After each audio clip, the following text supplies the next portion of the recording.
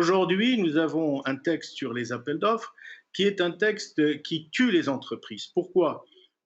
Parce qu'aujourd'hui, on accepte d'avoir des soumissions, des offres qui sont inférieures de 30% à Mmh. la valeur estimée du marché.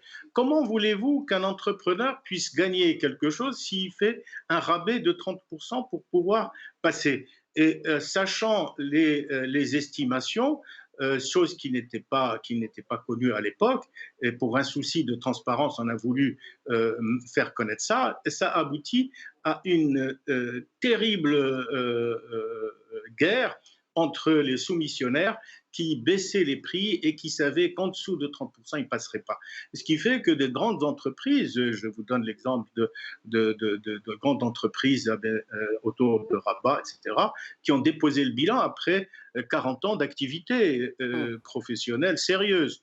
Donc il faut déjà enlever je dirais, cette règle et de dire que de le ramener à 20%, peut-être 25% au maximum, et Très encore, bien. d'une part. Et d'autre part, 15%, ce n'est rien du tout, 15%.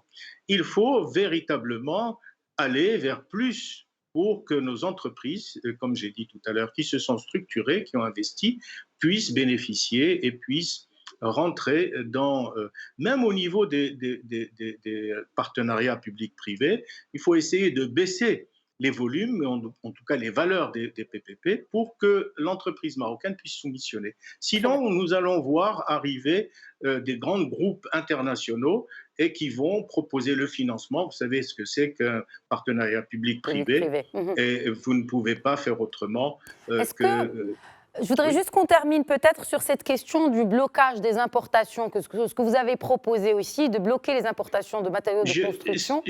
oui, je voudrais être clair sur ce point. Je ne veux pas de blocage des importations. Ce que j'ai Très bien. dit et ce que je répète clairement, c'est que tout le monde doit travailler.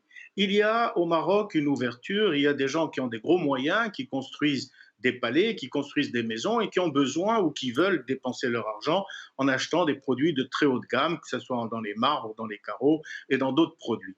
Mais quand on fait des importations de produits de bas de gamme, sur lesquels on va tuer l'entreprise nationale qui essaye de se battre pour monter en créneau, pour monter en gamme, pour monter en qualité, ça c'est quelque chose qui n'est pas tolérable.